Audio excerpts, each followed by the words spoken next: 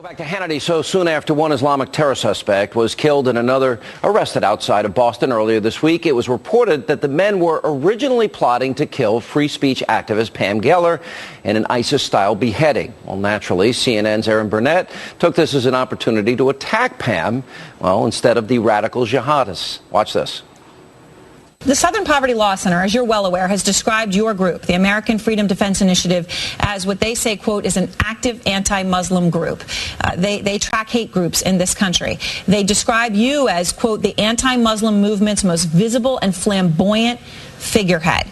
Again, they track hate groups. They're putting you on that list. Nothing justifies a beheading or a beheading plot, but it's important to note this. I mean, are you stoking the flames? Do you, on some level, relish being the target of these attacks? Relish being the target. Who self-promotes to get killed? Here now with reaction, author, columnist Pam Geller and the director of the Islamic Society in Nevada, Imam Aslam Abdullah, is with us. Let me go through this. First point is the Southern Poverty Law Center, didn't they have Ben Carson on their list? Dr. Ben Carson, who saved people's lives? The Southern Poverty Law Center is a smear machine. I don't know who on the left designated them. Are there radical Islamic groups on there? No, no radical Islamic groups. Okay, but so they're a left-wing group. And Ben Carson, okay? And the Family Research Council. Yes, who they tried to kill. And you know that one of their members killed 3 Muslims in a parking dispute in North Carolina. Do you want to respond, relish being a target of a beheading? This guy, Rahim, in Boston, with 2 other people, apparently put in writing that they wanted to get you and behead you. Yeah. This is projection.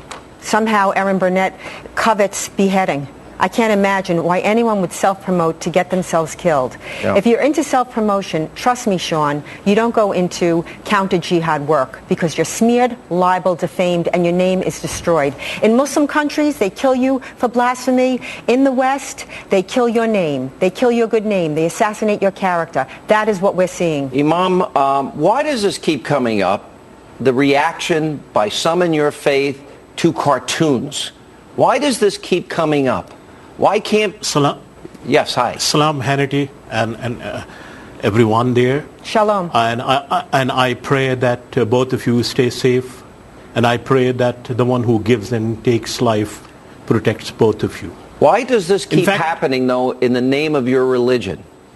There are people who do all kind of things in the name of religion, and it is the collective responsibility. No, this is in the name of your religion. This is happening in the name of Islam and Muhammad. Please, Mr. Hannity, let me explain it to you. I'm waiting. Islam protects the life, and Islam and the Quran does not tell its adherents to kill anyone if he or she blasphemes God or His messenger. Excuse me.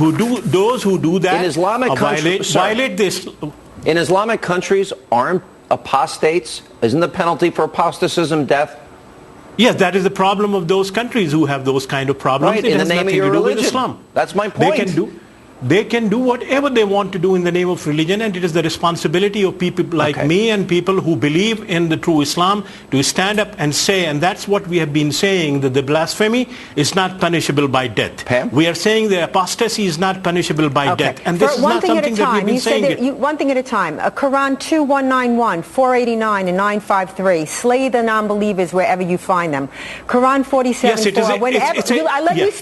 I let you speak the nonsense. You have to let me respond. Quran 47:4. Whenever you meet the unbelievers, strike them at their necks, which is exactly what the jihadists in Boston wanted to do to me. The death penalty can result from blasphemy charges under the Sharia in Muslim majority countries like Afghanistan, like Iran, like Sudan, like the UAE. I could go on. And in many countries like Pakistan, you have Muslim mobs who lynch those that were accused with no proof, as if it's reasonable even with proof. This is under the Sharia. Hang on, we're almost out of time. Imam, let me ask you.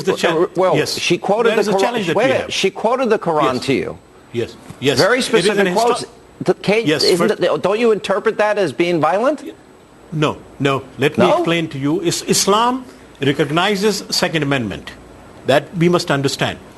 But Islam also put restrictions on people in terms of when they attack us or when they aggress upon us.